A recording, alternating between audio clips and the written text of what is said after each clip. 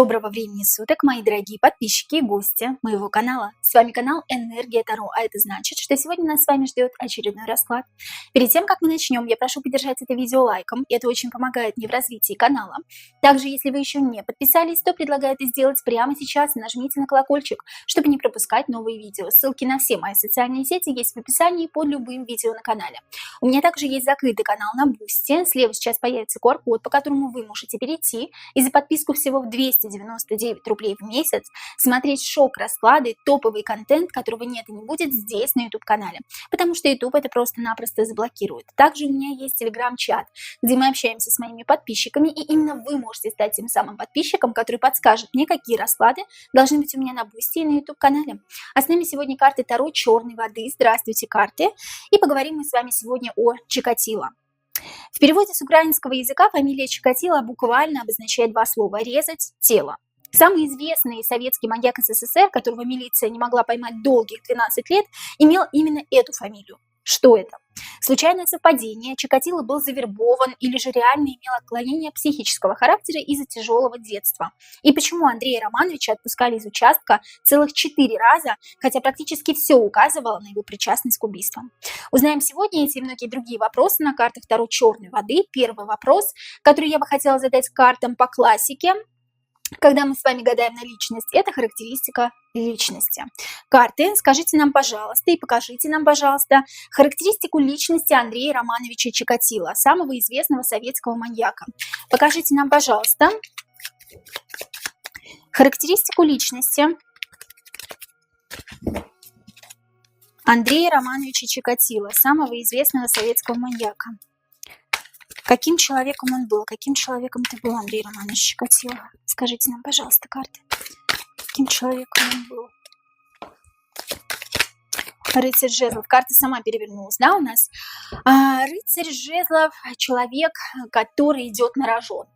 Вот представьте такую ситуацию, что ничего не предвещает беды, но человек сам для себя ищет какие-то приключения в своей жизни, да, то есть он все время лез на рожон, он все время искал каких-то впечатлений, приключений, то ли с детства так было у него, да, то, что он хотел показаться нужным, важным и прямо искал как бы создать такую ситуацию, чтобы люди его заметили. Ну, заметьте меня, наконец. Я такой серый, я такой никому не нужный, я такой совершенно безликий человек. Ну, заметьте меня, наконец. Я должен сделать что-то такое в этой жизни, что-то такое показать людям, да, что они меня заметили, и они бы обо мне говорили.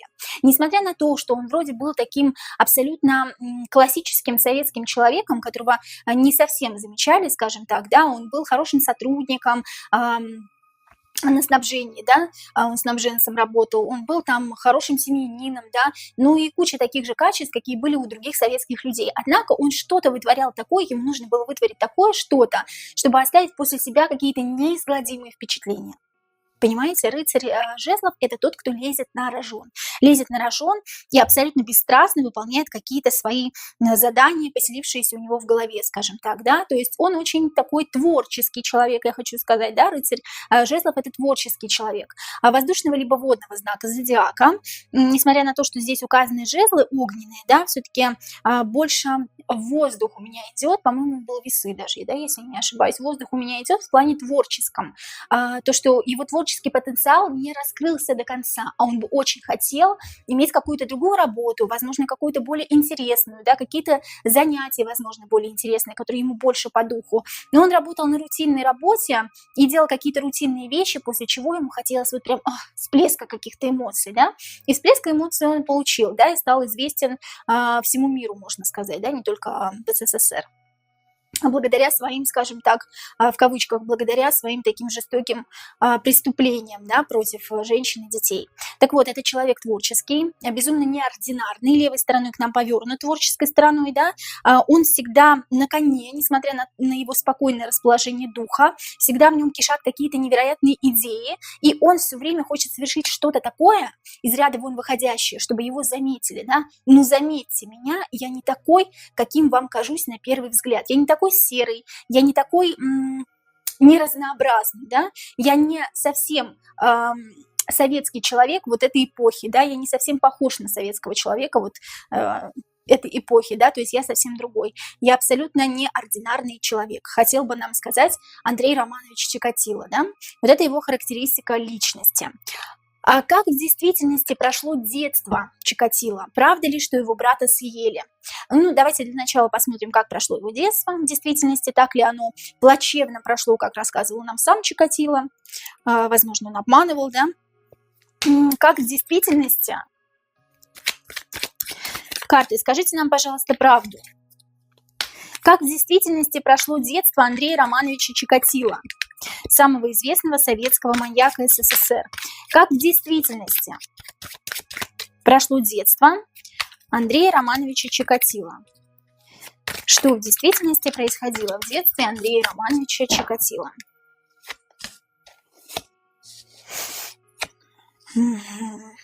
Я же говорю, нераскрытый творческий потенциал. Не дали делать ребенку то в детстве, чем он грезил, что он в действительности хотел. Он все свои какие-то обиды, все свои какие-то невзгоды, переживания, какой-то свой творческий потенциал, он все прятал в себе, понимаете? Вот этот свой порыв, вот этот свой невероятный, скажем так, солнечный, когда он был еще ребенком, он такой был солнечный ребенок, но этот солнечный порыв какой-то он спрятал в себе, потому что ему не дали раскрыться. Самое главное — это дать раскрыться ребенку в детстве. Я сейчас его ни в коем случае не защищаю, потому что все-таки человек, он был достаточно жестоким, да, в плане своих преступлений, опять-таки, да, но здесь вот мы окунаемся в его детство и видим, что ребенку не дали раскрыться ни в одной области, в которой он хотел бы раскрыться. Возможно, не было возможностей, да, по деньгам, я имею в виду, по ресурсам, так как тяжелое время было.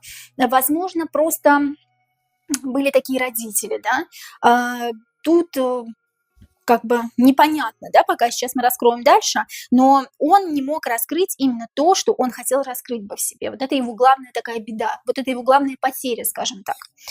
Да, это его главная потеря, что не дали раскрыться его какому-то творческому потенциалу, не дали стать тем, кем он хотел стать. Он в себе вот эту боль, вот эту обиду закрыл, заковал. И у него была такая подавленная агрессия, которую он не мог выплеснуть. Да, это подавленная агрессия, которую он не мог выплеснуть, да, и он о чем-то мечтал постоянно, да, то есть его детство прошло как, ну, классическое детство, на самом деле, всех детей той эпохи. Я не могу сказать, что здесь что-то такое совершенно противоречащее, из ряда вон выходящее случилось, да, возможно, его брата и не съели, да, как он говорил, да, то есть, возможно, это все вранье, мы сейчас посмотрим, потому что я здесь из ряда вон выходящего ничего не вижу, кроме того, как он был глубоко обижен то ли на своих родителей, да, здесь два человека мне показано. Я такой, как солнышко, свечу на вас, а вы этого не замечаете. Но тут скорее два родителя, да, муж и жена, и они не замечают его потенциала, не дают вырваться ему наружу. Он в себе это все спрятал, все это сковал и все время мечтал. Мечтал о чем-то далеком, о чем-то высоком, да. Вы не дали мне развиться, вы заковали меня, и это превратило мою жизнь в десятку мечей. Десятка мечей — это жизнь с новыми начинаниями, потому что десятка, да, а в картах Таро десятка — это всегда какие-то новые начинания, но через боль и через страдания. Вы не дали мне распоряжаться своей жизнью. Рука, которая, скажем так, закована, да, рука, которая под пристальным вниманием, туз мечей.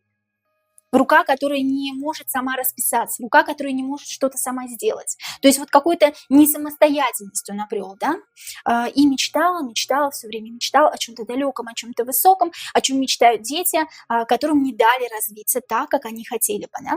Я же говорю, возможно, не было ресурсов, возможно, были какие-то другие причины, но здесь обида именно на родителей с глубокого детства, скажем так. Возможно, поэтому были придуманы какие-то истории, да, из его детства им же самим. Следующий вопрос. А правда ли, что его брата съели? Правда ли, что его брата съели? Правда ли, что брата Андрея Романовича Чикатило съели? И кто это сделал? Говорят, были голодные времена, да, какие-то каннибалы съели брата. Правда ли, что брата Андрея Романовича Чикатило съели? И кто съел, если действительно это так? Правда ли, что брата Чикатило съели? Да, действительно, правда. Действительно, правда, причем его не то чтобы съели, а такое ощущение, как какие-то деньги за него поимели, да, как его куда-то увезли.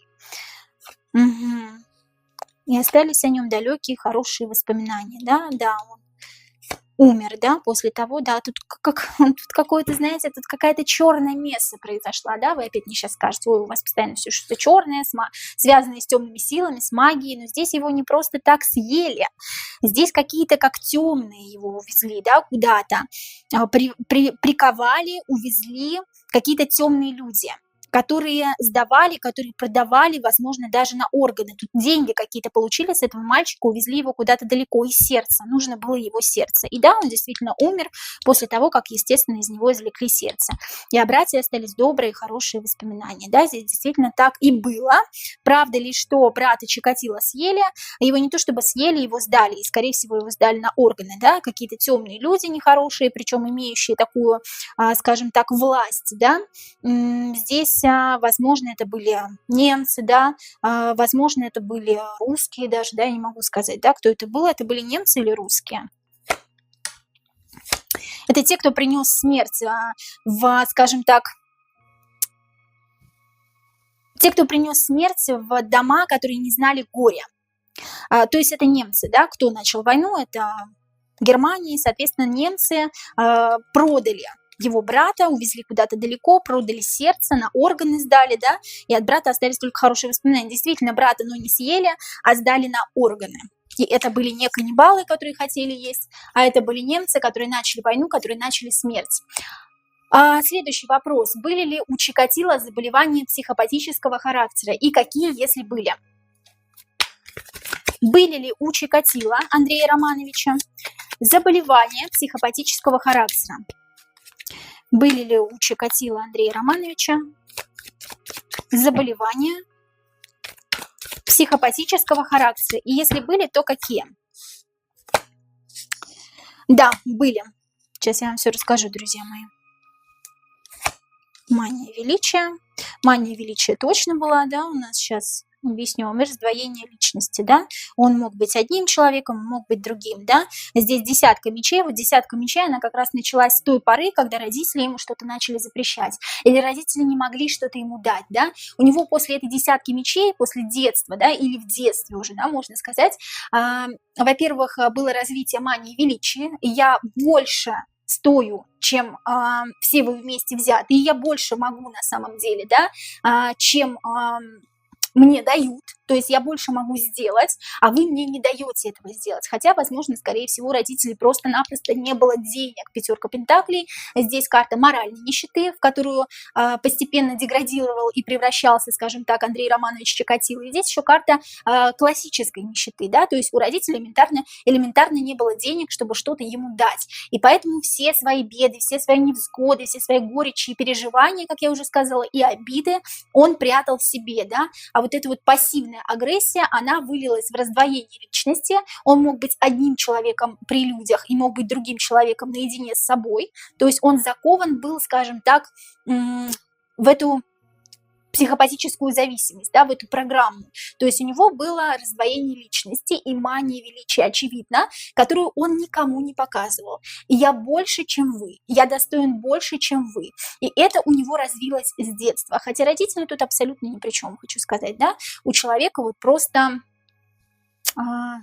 Это развилось в ходе того, что родители ему не могли, опять-таки, что-то позволить, да, и себе не могли что-то позволить. Не было ресурсов просто в то время у родителей, поэтому вот эта моральная нищета, раздвоение личности, мания величия, очевидно, да, он был, еще раз говорю, наедине с собой одним человеком, а с людьми вокруг совершенно другим человеком, да. Психопатические расстройства были. Были ли в Чикатило демонические сущности, у меня подписчица спросила, которые призывали его к убийствам? Вот это тоже интересно. Были ли в Чикатило демонические сущности,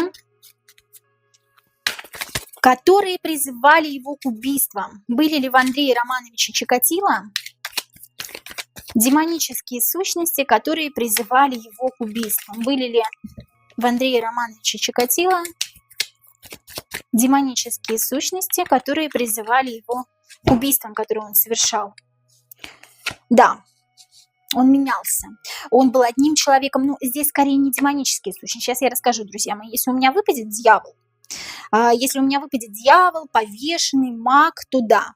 Если нет, то здесь скорее психопатические расстройства, скажем так, да, это я сказала, как бы не подумав, извините меня, пожалуйста, девятка пентаклей, это все-таки я меняюсь, я мимикрирую под людей, я подстраиваюсь под людей, троечка пентаклей, какими вот они меня хотят видеть, таким я и буду, пятерка мечей, знаете, он все-таки мимикрировал, это как раздвоение личности, это все-таки больше психопатическое расстройство. Если выпадет какая-то вот из этих карт, которые я вам сказала, то да. Если нет, то нет. Да, он слишком был высокого о себе мнения. Я же говорю, да, как это ни странно звучит, он слишком был высокого о себе мнения. Нет, в нем не было демонических сущностей, он не заключал договор с дьяволом и, скорее всего, не был никем завербован, да, но этот вопрос еще будет у нас далее, да, мы его посмотрим. Здесь все-таки классический такой вариант человека с расстройством личности, да. Девятка пентаклей нам говорит о том, что я подстраиваюсь под людей, я мимикрирую. Девушка мимикрирует под птичку, чтобы ее заманить в свои сети. Я подстраиваюсь под людей, я делаю так, как они хотят. Я выгляжу так, как они хотят, да? Угу. Тут про заключение договора двоих, но тут, скорее всего, как раздвоение личности. Я заключаю сам с собой договор, да? Я договариваюсь сам с собой. Договариваюсь сам с собой, что на людях я вот один человек, как бы мне это тяжело не было, а сам с собой я именно тот, каким я привык быть. Наедине, да, в минуты тишины, скажем так. Он был по королю кубков очень высокого о себе мнения, очень много чувств, очень много эмоций переживал сам себе и ни с кем этим не делился. Еще от этого ему было очень тяжело, да. Двойка кубков – это договоренность не с какими-то низшими существами, не с какими-то высшими силами, да, не с темными силами. Это договоренность с самим собой, что, ага, я сделаю по-хитрому. Пятерочка мечей, карта хитрости, да, я сделаю так, как хотят люди. Пусть они меня видят таким. И так они никогда в жизни не узнают о каких-то моих потребностях, о каких-то моих чувствах. И это все негодование, психологическое расстройство, оно вылилось в конце концов в убийство, да, которое он начал совершать. Вот об этом речь. Почему он убивал детей? Женщин, понятно там, да, из-за расстройства сексуального характера. А почему он убивал детей? Для чего? Почему Андрей Романович Чикатило убивал детей? Почему Андрей Романович Чикатило убивал детей? Почему Андрей Романович Чикатило убивал детей? Именно дети меня интересуют, да? Почему Андрей Романович Чикатило убивал детей? Что-то... Угу.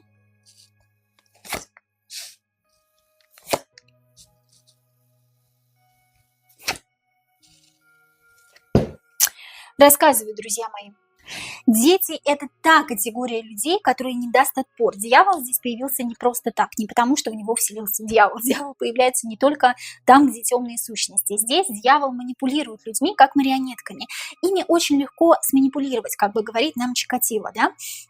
Они не могут дать отпор. То есть их можно вот так вот на веревочках куда-то с собой позвать, да, ими легко сманипулировать, они легко во все верят, особенно дети в советское время, да, их помани жвачкой, помани чем-нибудь, да, все. То есть положи к их ногам весь мир, скажем так, да, и они придут, они не могут дать отпор. К тому же к этим детям, как думал Чикатило, к ним положили весь мир их родители, да, императрица, это мать, которая родила дитя, да, и которая весь мир положит к ногам своего дитя, скажем так, да, к ногам своего ребенка, да, все ему даст по шестерке пентаклей, в то время как самому Чикатило ничего не давали. И как он считал, родители плюнули ему в лицо, вот так вот выстрелили ему в лицо, не имея средств, не имея ресурсов, чтобы он как-то развивался. Его бесили дети.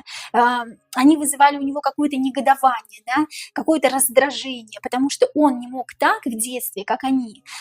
Почему-то он считал, что абсолютно ко всем детям относятся не так, как к нему относились в детстве родители. Родители заботятся, родители их любят, кладут к их ногам весь мир, скажем так, да, дают им деньги, ресурсы какие-то, дают им правильное воспитание и, соответственно, делают то, что дети хотят.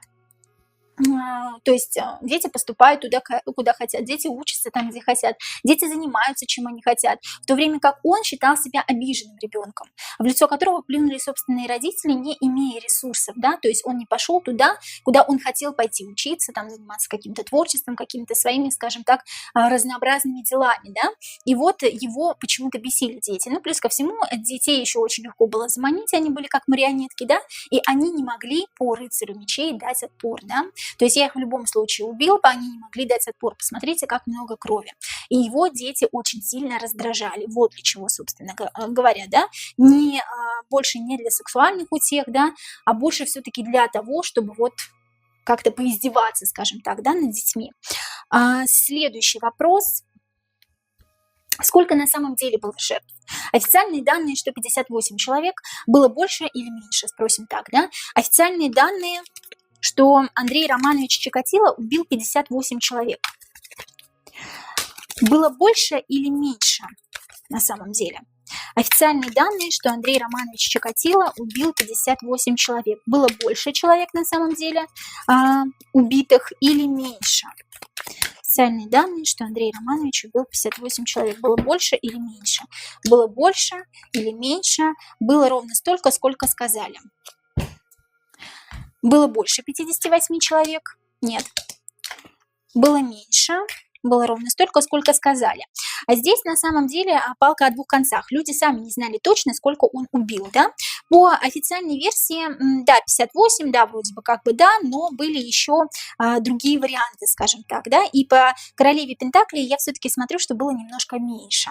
Как бы не преувеличивали, скажем так, его таланты в области убийства, все-таки по звезде мечтай. Звезда как бы говорит, ну мечтай, да, больше не было точно. Меньше, да, возможно, но здесь палка о двух концах, здесь непонятно. 58, ну вроде бы как бы да, и вроде бы как бы нет, но есть еще другие варианты, но королева Пентаклей мне указывает, что все-таки было немного меньше. Возможно, даже на десяток добрый. Возможно, он преувеличил, скажем так, свои таланты перед милицией, да. Вот, мол, посмотрите, какой я молодец, сколько я человек убил, да. А милиции этого и надо было, да. Ой, вот здесь убили, надо записать, надо все записать на него. У нас же как работают органы, да, надо все сразу записать на него, да, чтобы с нас это дело убрали, скажем так, да. Но все-таки я смотрю, что было меньше. Знала ли жена Андрея Романовича Чикатило Фаина о совершаемых им преступлениях до того, как его поймали? Знала ли жена Андрея Романовича Чикатило Фаина о совершаемых им преступлениях до того, как его поймали? Знала ли жена Андрея Романовича Чикатило Фаина о совершаемых им преступлениях до того, как его поймали? Нет, она действительно не знала. Представляете, она действительно жила в иллюзиях, да, возможно, уходила как-то от ответственности, возможно, даже что-то подозревала, да, но здесь по 3 картам я вижу, что она живет в иллюзии, она живет в розовых очках, как отшельник, даже ни о чем, возможно, и не догадывается, но не знала точно. То, что он вот действительно убивал, она точно не знала. Либо как-то хотела скрыться, уйти от ответственности, либо не хотела открывать свои глаза на правду, скажем так, да, а подозревала ли она его? Потому что не знала, ну это точно, это странно, хотя я думала, что она знала, возможно, даже была соучастницей его, да, у меня такое одно время было, скажем так, чувство, что она была его соучастницей, а здесь я прям вижу, что она не знала. А подозревала ли Фаина о том, что Чикатило делает? Ну, она как-то уходила в себя, в работу. Ой, нет, ну, возможно, да, скорее всего, подозревала. Она подозревала, но она просто не хотела в это верить, потому что потом будет десятка мечей. Потом будет десятка мечей, потом будет что-то новое, совершенно непонятное. Да, в новую жизнь я уходить не хочу, я лучше буду вся в работе, вся в себе, вся в детях, да, и буду закрывать глаза на то, что мне кажется. Но ей казалось, она как-то подозревала. Но она уводила от этого свой четкий взгляд, скажем так, да, для того, чтобы вот не было какого-то перехождения, перешла в новую жизнь. Советские люди этого не любили. Они не любили менять свою жизнь, скажем так, да. Пусть все идет по накатанной, пусть все идет так, как идет. Подозревала, да. То, что не знала, да. Но можно ли говорить о том, что она невиновна, да, потому что она все-таки, если подозреваешь человека, да, тем более своего мужа, ну, надо как-то выяснить, надо как-то поговорить, да, не могу сказать, что она совсем невиновна, да, все-таки она подозрения какие-то имела, но закрывала на это глаза, а это очень плохо, друзья мои. А почему Чикатило 4 раза приводили в отделение милиции в связи с подозрением на убийство и потом отпускали? Что ему помогало? скажем так, да, вот этот главный вопрос. Почему Андрея Романовича Чикатило 4 раза приводили в отделение милиции, вы представляете, 4 раза поймать преступника, отпустить его, ну, якобы он невиновен, да, хотя подозрения прям все падали на него. Почему Чикатило 4 раза приводили в отделение милиции, а потом отпускали? Что ему помогало? Что помогало Чикатило все время уходить от ответственности? Что помогало Андрею Романовичу Чикатило уходить от ответственности? Угу. Так.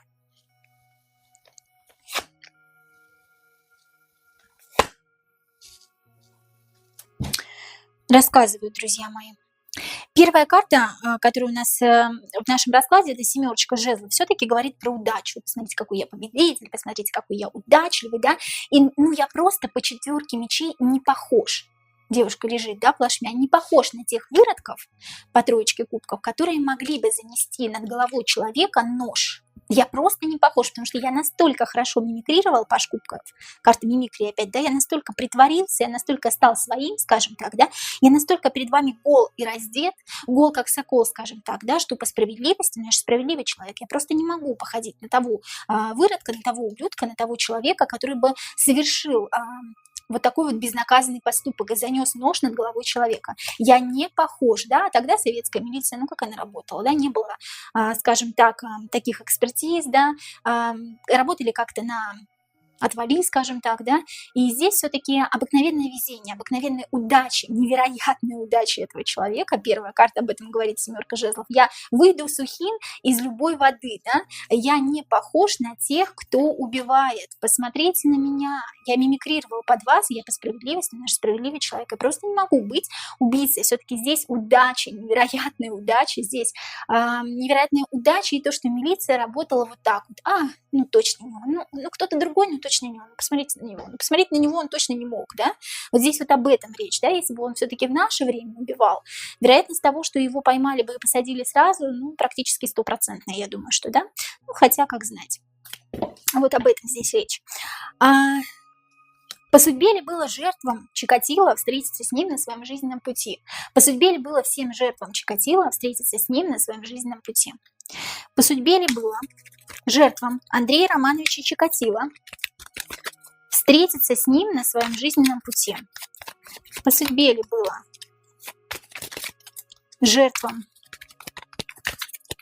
Андрея Романовича Чикатило встретиться с ним на своем жизненном пути? Может быть, они в прошлых жизнях что-то ему сделали, да? Что-то было, возможно, у них в прошлых жизнях, у этих жертв, да? По судьбе ли было жертвам Чикатило встретиться с ним на своем жизненном пути?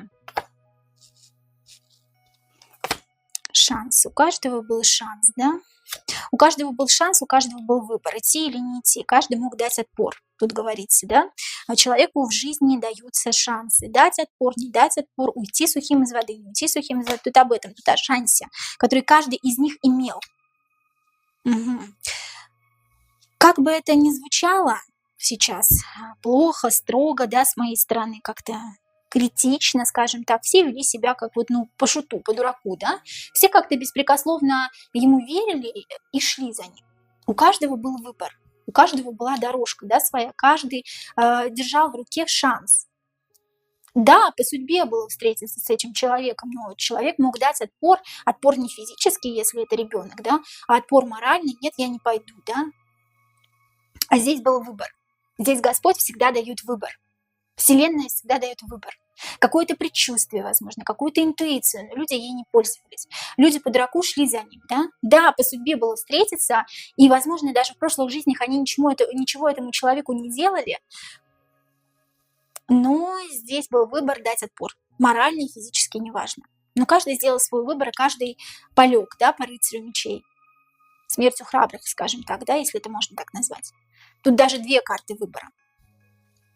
Дать отпор, 2 карты выбора, да, пойти своей дорогой, но все поступили как-то по дураку, ну, что и требовалось доказать. Применяли ли, был еще такой вопрос, применяли ли к Чикатило Андрею Романовичу насилие мужчины? Была ли однополая связь насильственного характера у Андрея Романовича Чикатило, которая повлияла на него потом, и вот он очень часто там, скажем так, убивал мальчиков, да, маленьких мальчиков. Возможно, мужчин мог убить, потому что они могли дать отпор, а вот маленьких мальчиков убивал, возможно, в связи с этим, да. Применяли ли к Андрею Романовичу Чикатило насилие мужчины в подростковом возрасте, да, в уже взрослом возрасте, возможно, в детском возрасте? Применяли ли к Андрею Романовичу Чикатило насилие мужчины? Был ли у Чикатило, была ли однополая связь насильственного характера?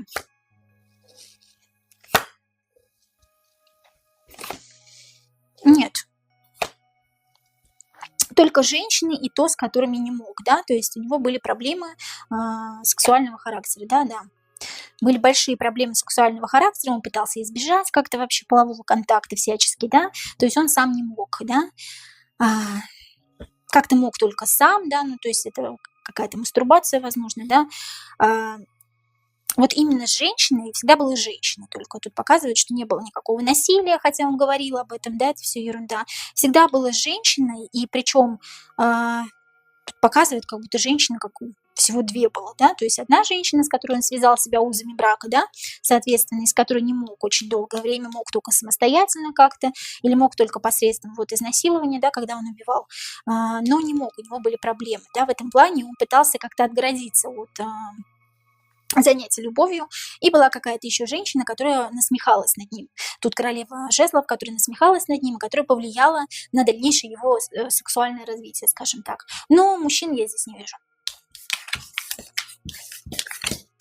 Это все байки. Возможно, его байки, которые он рассказывал, да. Следующий вопрос, еще буквально 2 вопроса. Завербован ли был кем-либо Чикатило, либо действовал сугубо из личных побуждений? Ну, давайте зададим этот вопрос, но все-таки я вижу здесь его проблемы психологического характера, да. Завербован ли был кем-либо Андрей Романович Чикатило, либо действовал он сугубо личных побуждений? Завербован ли был кем-либо Андрей Романович Чикатило, либо он действовал из сугубо личных побуждений?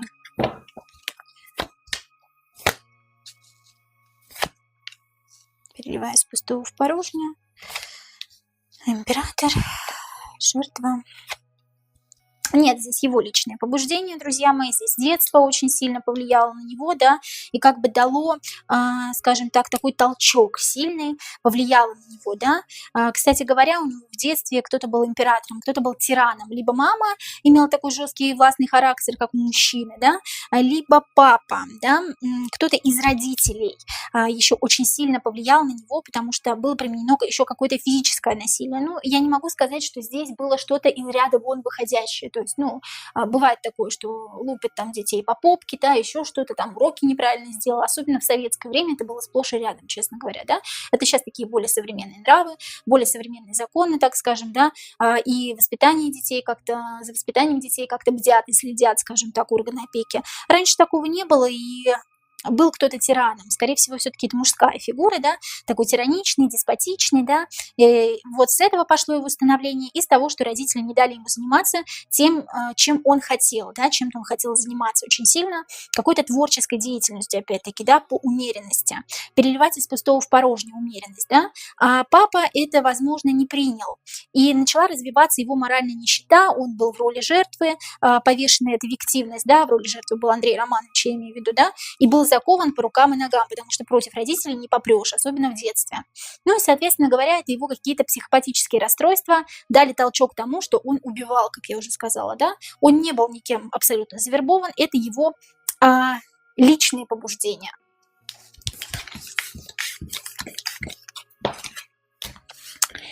Ну и последний вопрос давайте зададим.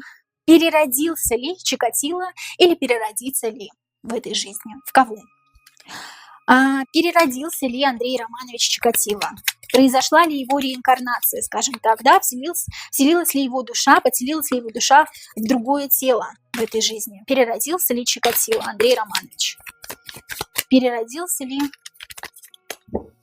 Чикатило Андрей Романович. Да, причем в женщину.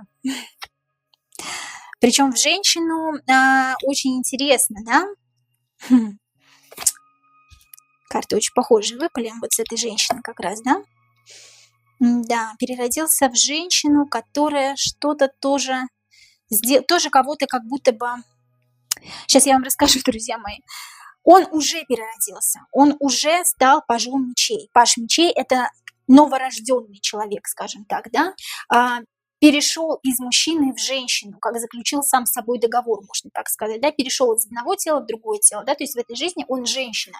И женщина очень похожая на ту женщину, которая тогда его очень сильно обидела, то есть это его какой-то урок такой, да, в этой жизни. И эта женщина, как ни странно, тоже сделает что-то такое своей собственной рукой, как-то перевернет мир другого человека, возможно, того же самого мужчины, да, и мужчина потом после этого уйдет к каким-то другим берегам и сделает что-то плохое. То есть он стал той женщиной, которая послужила толчком к тому, что у него начались проблемы сексуального характера. Он стал похожим на ту женщину. Вот так вот, друзья мои. Да, он переродился достаточно давно, это уже взрослая девушка, которая что-то сделает своей собственной рукой, что доведет до какого-то отчаяния какого-то человека, либо ее саму. Либо она что-то сделает, кого-то, возможно, даже убьет, да, либо сделает что-то человек с ее легкой руки, с легкой подачи. И что-то будет нехорошее по Луне, да. То есть, да, он переродился, но переродился в тело женщины. Это были все вопросы по Андрею Романовичу Чикатило. Задавайте, пожалуйста, мне вопросы, комментарии, пишите мне в телеграм-чат, в личку. Я всегда все читаю, практически всегда отвечаю на все комментарии, да, какие вижу. Это была Энергия Таро. И до новых встреч!